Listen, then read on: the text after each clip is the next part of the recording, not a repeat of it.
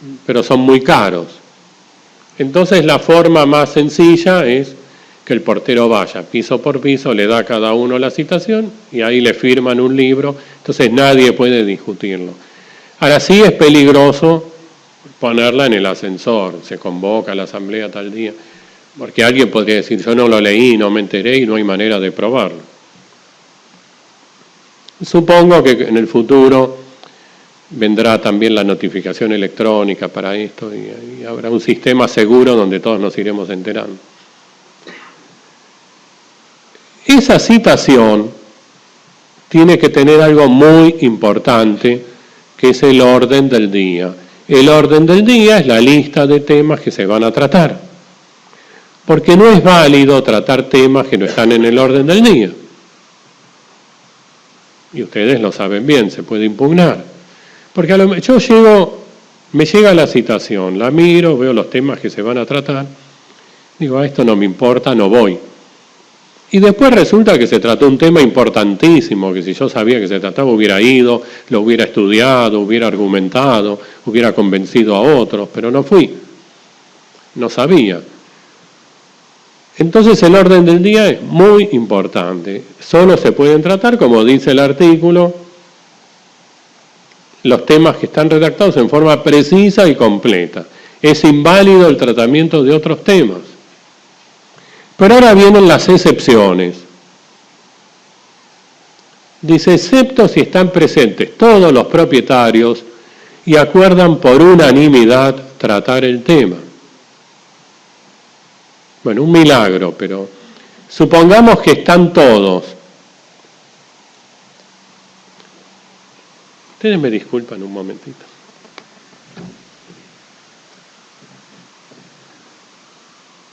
Hola. Sí.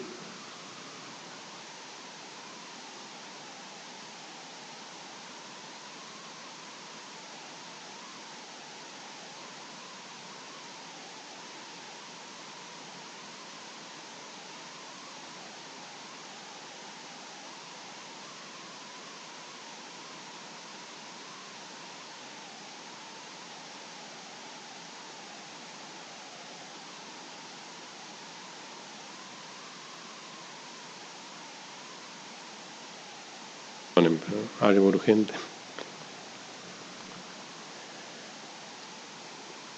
Bueno, si están todos y todos por unanimidad aceptan tratar el tema, aunque no estaba en el orden del día, se puede tratar. Ahora, tengo una duda. Estamos todos y todos decimos, bueno, este tema que se trate. Por ejemplo, echar al administrador. Lo vamos a tratar. Ahora vamos a votar. ¿La votación, la mayoría, también es la unanimidad? ¿O la unanimidad es solo, como dice ahí, para tratar el tema? No es lo mismo tratarlo que después aprobarlo. Pareciera que para tratarlo. Después, ¿se acuerdan que yo les dije que tiene que haber una citación por medio fehaciente? Bueno, ahora dice que la asamblea puede autoconvocarse, ya sin citación, sin convocatoria. Dice, para deliberar sin necesidad de citación previa. Las decisiones que se adopten son válidas si la autoconvocatoria y el temario a tratar se aprueban por 2/3 de la totalidad. Sí, ¿por qué unanimidad en un caso y 2/3 en el otro? El proyecto decía unanimidad en los dos casos, pero en el Congreso lo cambiaron y pusieron los 2/3. Entonces, es una situación un poco como una rebelión. Nos encontramos todos en el pasillo y decimos, vamos a juntarnos en una asamblea. Si hay 2/3 del total, lo podemos hacer. Y vamos a tratar los temas que decidamos en ese momento. Acá les planteo la misma inquietud. El temario a tratar se aprueba por 2/3. La mayoría no necesariamente entonces son 2/3. Podría ser la mayoría absoluta.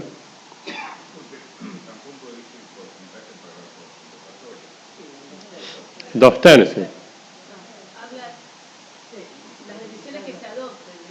Bueno, pero se supone que hay 2 tercios ya presentes. Si no, no pueden ni empezar. Se encontraron en el pasillo 2 tercios de la totalidad.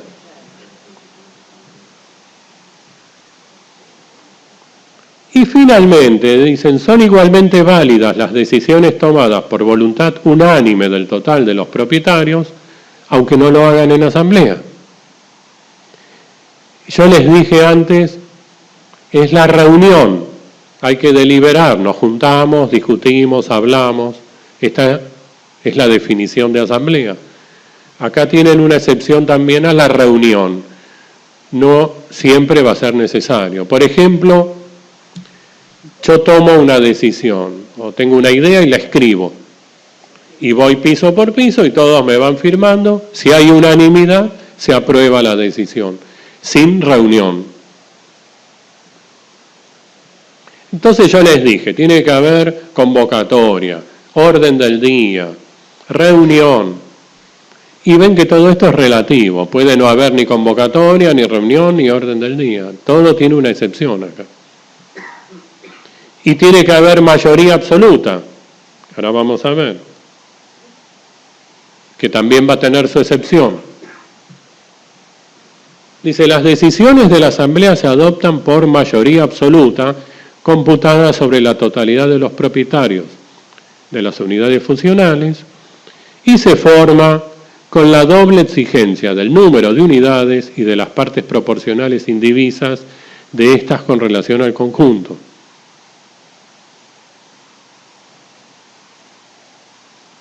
Novedades.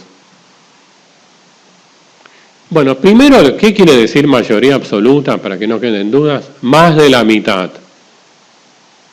Más de la mitad del total. No digan la mitad más 1, como ocurre, que suena espantoso. Está mal, porque si son 11, la mitad de 11 es 5,5, más 1, 6,5, me da 7, no puedo partir a alguien por la mitad. Y más de la mitad es 6, no es lo mismo. Más de la mitad, entonces. Si son 11, más de la mitad son 6. Las decisiones, en general, cuando no hace falta, como vimos antes, la unanimidad, la regla es la mayoría absoluta, más de la mitad del total. La novedad es que hay un doble cómputo, por unidades y por porcentual. Quiere decir que tiene que haber más de la mitad sobre el total de unidades y más de la mitad sobre el porcentual, más del 50%.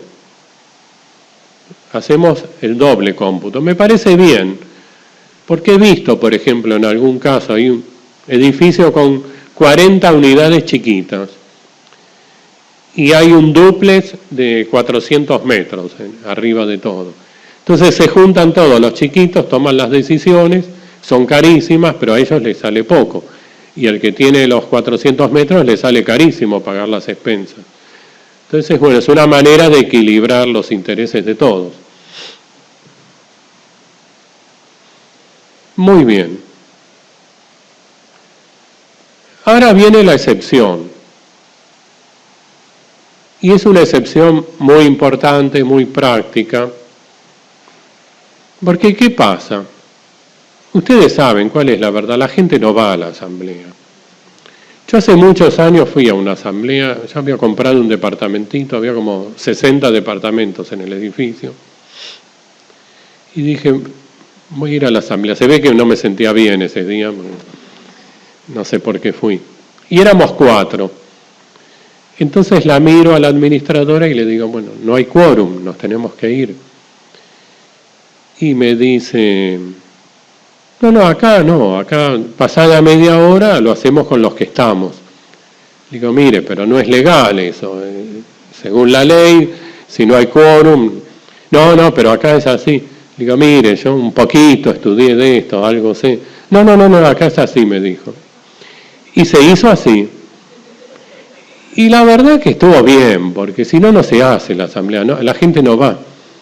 Entonces siempre hay 4 que les gusta, que están en todo, que se llevan sus carpetas, que pelean. Y bueno, ellos lo hacen y los demás no decimos nada y así funciona el edificio. Salvo cuando hay un tema gravísimo, importante, que todos ahí se hablan antes si quieren ir. La gente no suele ir. Como en los clubes la gente no va a votar y después se queja, pasa esto. Entonces el código se da cuenta del problema. ¿Y qué dice? Supongamos que se hace la reunión y no hay quórum. Que el quórum, ustedes saben, tiene que coincidir al menos con la mayoría necesaria para tratar el tema. Así que por lo menos el quórum es más de la mitad. Y si se necesitan 2/3, por lo menos es 2/3. Y si se necesita unanimidad, tienen que ir todos, sí o sí. Se hace la reunión, no hay quórum. O hay quórum, pero no hay mayoría. Entonces dice acá, la mayoría de los presentes puede proponer decisiones, las que deben comunicarse por medio fehaciente a los propietarios ausentes y se tienen por aprobadas a los 15 días de notificados, excepto que estos se opongan antes por igual medio con mayoría suficiente.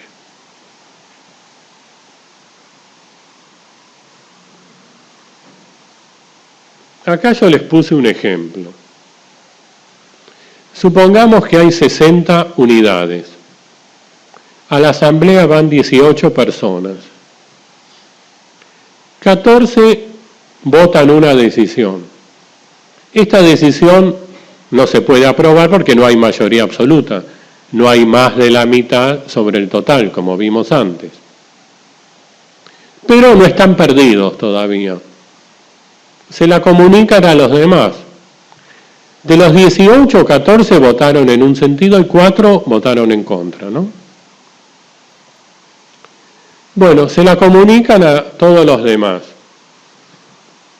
Hay unos 42. 10 se oponen por medio fehaciente, como dice el artículo, y todos los demás guardan silencio. Entonces acá tenemos 14 que votaron en la asamblea. Nada más, a favor solo en forma expresa 14. En contra votaron 4 y ahora otros 10. 14 contra 14. Pero hay 32 que no dijeron una palabra, que recibieron la notificación y no se opusieron. Entonces yo interpreto que se aprueba. Esos 32 que no dicen nada son los que inclinan la balanza. Porque el artículo me dice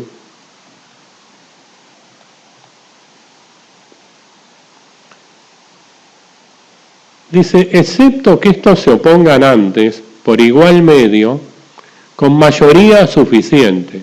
¿Qué quiere decir mayoría suficiente? Estos 10 que se opusieron, ¿son mayoría suficiente? Parece que no. Mayoría suficiente tengo que interpretar que quiere decir que son más los que se oponen que los que están a favor.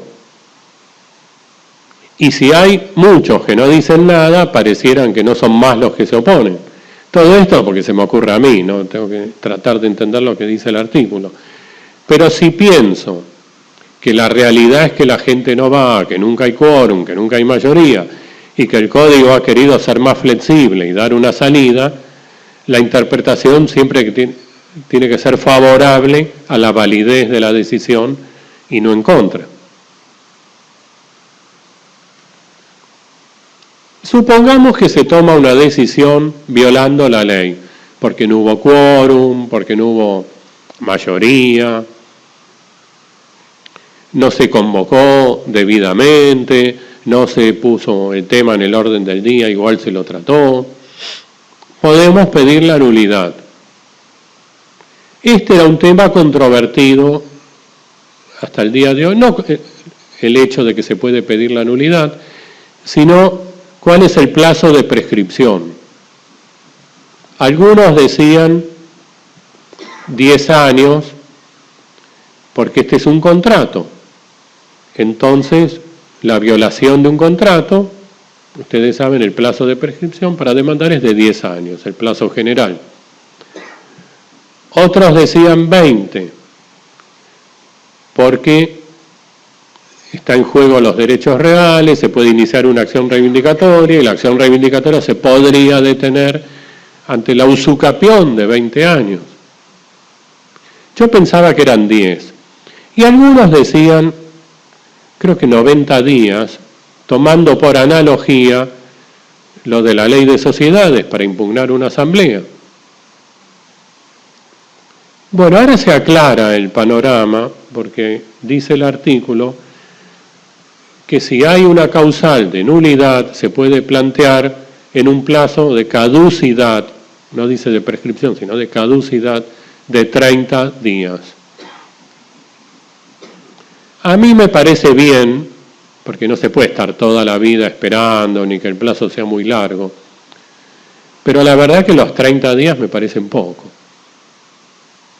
Además dice que se cuentan desde la fecha de la asamblea. La asamblea se hace hoy. A mí me notifican la semana que viene, ya perdí una semana de los 30 días. Y supongamos que los abogados sabemos poco, pero que no ni siquiera soy abogado. Entonces, esto que se decidió en la asamblea, ¿estará bien, estará mal? No sé, tengo que consultar a un abogado. Lo tengo que pensar un poco, lo consulto con mi esposa, a ver si ella está de acuerdo, si no, no se puede hacer. Voy del abogado, el abogado tiene que estudiarlo también, y los 30 días se pueden ir muy rápido, contados desde el día de la asamblea. Está bien entonces poner un plazo de caducidad, pero hubieran puesto 90, dar un margen.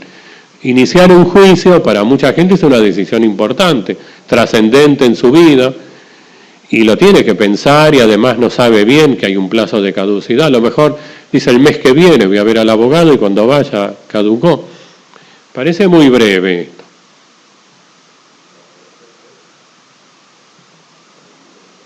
Podría interrumpir. Suspende.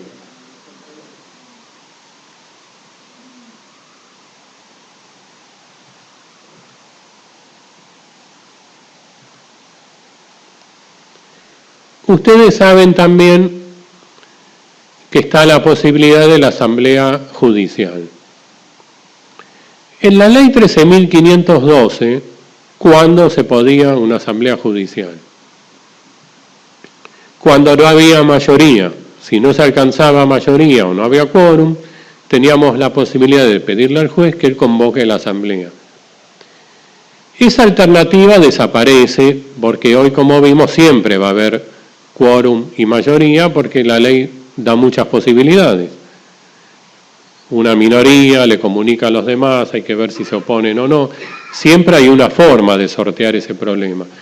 Entonces ahora la asamblea judicial es para otro caso. Es cuando el administrador o el consejo no convocan a la asamblea.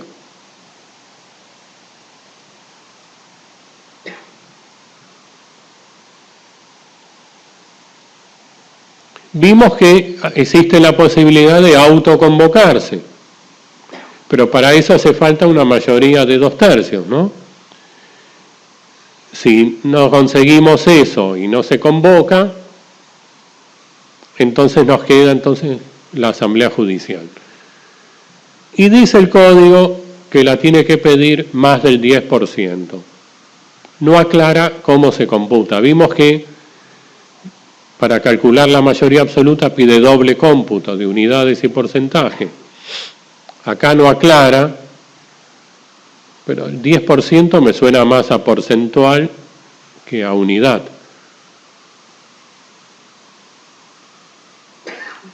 El juez va a convocar a todos y acá sí, dice que resuelve por mayoría de presentes. Cuando se resuelve por la mayoría de los presentes, esta es la mayoría simple. Mayoría absoluta es cuando se computa sobre el total. Ahora, si van 10 y solo 6 votan a favor, ya está. Con esa mayoría el juez puede dar por válida la decisión. Dice el código que en subsidio decide el juez.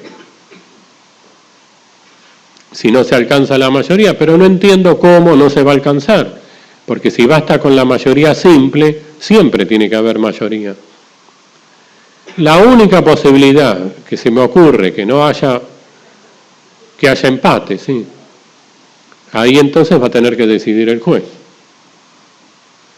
Dice el artículo que el trámite tiene que ser muy rápido, entonces tiene que ser el juicio sumarísimo, y que el juez puede dictar medidas cautelares. Que la verdad, aunque no lo dijera, esto también es obvio porque está previsto en el Código Procesal, si hay peligro en la demora.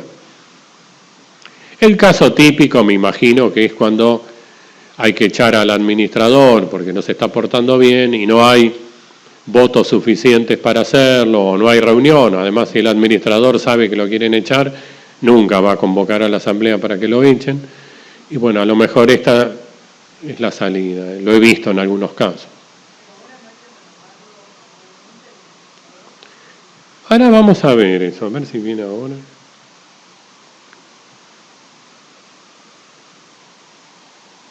Acá está, ¿no? Porque tengo alguna inquietud con eso. Dice, el administrador designado en el reglamento, porque el primer administrador se designa en el reglamento. Ustedes saben cómo es esto. Alguien construye un edificio. Ese alguien hace el reglamento, lo tiene que hacer para que haya propiedad horizontal. Tiene la obligación de hacerlo. ¿Qué se imaginan que va a poner este señor que redacta solito el reglamento? Todo lo que le conviene a él. Y va seguramente a designar como administrador a su amigo. Y va a poner una cláusula que va a decir que este señor administrador no puede ser removido por los primeros 5 años. O si no vota él, sin el voto de él no se puede. Son cláusulas abusivas, ¿no? Entonces dice el artículo 2066 que cesa en oportunidad de la primera asamblea, no dice al año, dice cuando se haga la primera asamblea. Entonces yo hago el edificio, hago el reglamento, pongo a mi amigo de administrador. Va a tener que ser ratificado en la primera asamblea, que puede ser dentro de un mes o dentro de mucho tiempo. Dice, la primera asamblea debe realizarse dentro de los 90 días de cumplidos los 2 años de otorgamiento del reglamento. Y sí que si hoy otorgo el reglamento, pasan 2 años, desde ahí contamos 90 días para hacer esta primera asamblea. O del momento en que se encuentren ocupadas el 50% de las unidades funcionales, lo que ocurra primero.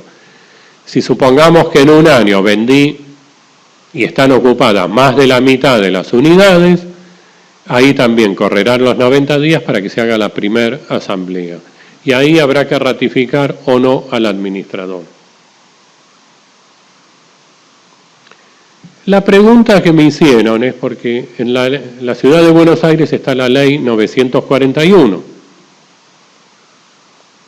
que crea el registro de administradores y dice que hay que ratificarlos cada año. Pero yo creo que esta ley es inconstitucional, porque esto está regulado por el Código Civil, que es una ley nacional. No toda la ley, está bien que haya un registro, un control, eso está bien. Pero darle validez de 1 año a la duración del mandato del administrador va en contra de lo que dice el Código Civil actual, la ley 13.512 y lo que va a decir este código a partir de agosto. Porque no dice esto, dice otra cosa. Y una ley local no puede alterar lo que dice una ley nacional. En todo aquello que esta ley local modifique a la ley nacional me parece que es inconstitucional, que nosotros nos tenemos que quedar con lo que dice el Código Civil. Aunque no nos guste, quizás es muy sabia esa ley cuando dice que al año cesa para evitar los abusos que se dan en algunos casos.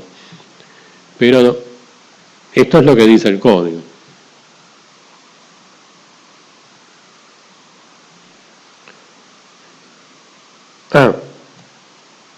Este artículo también aclara que la designación de un nuevo administrador no implica una reforma del reglamento. ¿Por qué dice esto? El primer administrador está en el reglamento. Los sucesivos no van a estar, no importa, va a cambiar un nombre por otro, Juan Pérez por Juan López. Y aclara que esto no es una reforma del reglamento para terminar con una discusión que había antes. Porque quienes decían que si cambiábamos el nombre del administrador que está en el reglamento, lo estamos reformando al reglamento, precisamos una mayoría de 2/3. Porque las reformas del reglamento precisan 2/3. En cambio, si no es una reforma, no hace falta con 2/3, basta con la mayoría absoluta, que es la regla general, más de la mitad.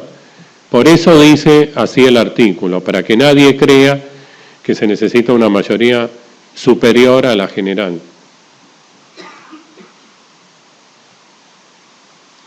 Tenemos también al Consejo, no de manera obligatoria, sino facultativa.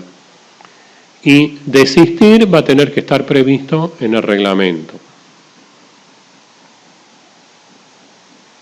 Las facultades que tiene este Consejo, como ustedes ven, es convocar a la Asamblea y redactar el orden del día, si no lo hace el administrador. Porque se acuerdan que el que tiene que convocar es el administrador. Si no lo hace, lo puede hacer el Consejo si lo hay. Y si no lo hace ni el administrador ni el Consejo, se acuerdan que entonces sí podíamos pedir la Asamblea Judicial. Una tarea, está bien controlar los aspectos económicos y financieros. Lo que hace generalmente el Consejo es controlar lo que gasta el administrador. Le pide que traiga los comprobantes. Autorizar para que disponga del fondo de reserva. Esto está muy bien. Hay un fondo de reserva que si el administrador lo quiere usar, necesitará la conformidad de este Consejo. No les dije antes, pero un problema que se suele presentar es cuando se despide al encargado, que esa es una facultad del administrador. Ahora, ¿qué pasa? Llego un día al edificio y me entero que el encargado fue despedido. Y a mí me caía bien el encargado. Y digo, ¿por qué lo habrá despedido el administrador? Y ni me consultó, no nos consultó. Peor todavía, hace 38 años que está el encargado y va a ser una demanda por despido que nos va a costar una fortuna y la vamos a tener que pagar. Para evitar justamente esto, ahora esta facultad que tiene el administrador solo la puede ejercer no con la conformidad del Consejo, sino de la Asamblea. Esta ya es una facultad de la Asamblea, lo dice en forma expresa. Esta Asamblea que vimos antes, que tiene facultades recortadas, pero sí tiene que ser consultada expresamente para el despido y la designación del personal del consorcio, para evitarnos este dolor de cabeza. Bueno, supongamos que está vacante el cargo de administrador, el Consejo se va a ocupar, mientras esté vacante, de hacer de administrador y tiene que llenar la vacante en un plazo breve de 30 días.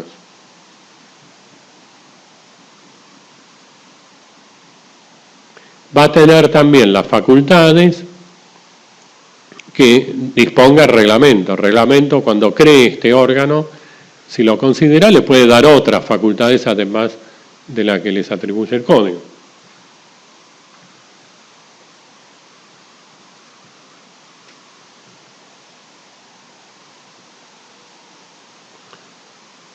Esta es otra novedad que trae el Código, que son los llamados subconsorcios.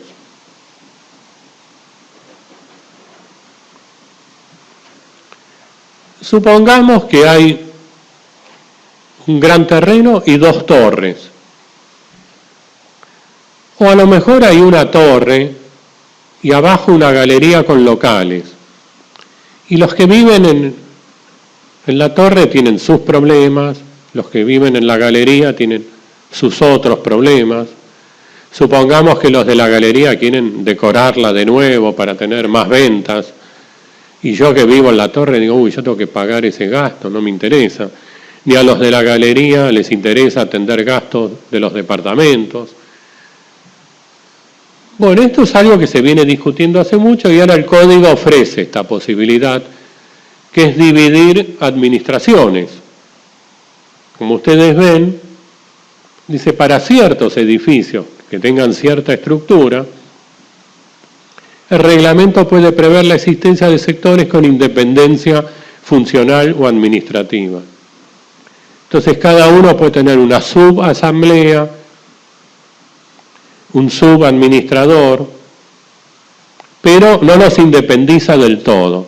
Si hay conflicto entre lo que decide uno y otro, va a decidir en definitiva la asamblea de todos. Y esta es una subdivisión interna. Frente a terceros responde todo el consorcio.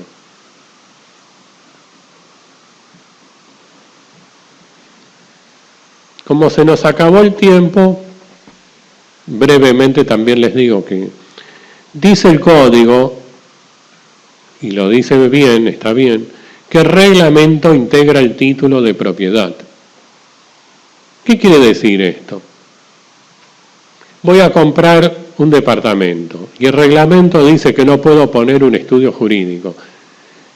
Y bueno, yo no lo puedo poner por más que el vendedor me diga que sí, que a él no le molesta, que me firman el contrato de venta, todo eso es inoponible al consorcio.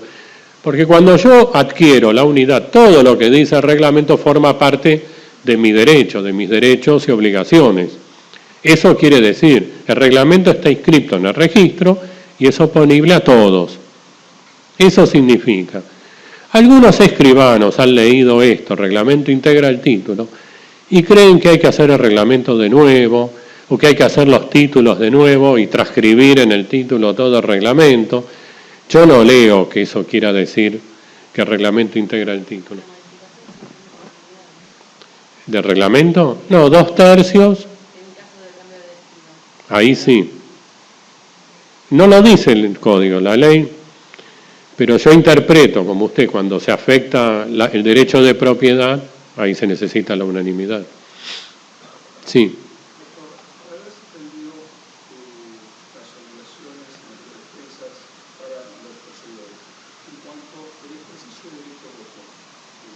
No, no tienen derecho a voto, solo tienen la obligación de pagar las expensas. Porque sí. Pueden, sí, quizás si el reglamento lo permite, ser escuchados, pero no votar. O tener un poder del dueño. Sí.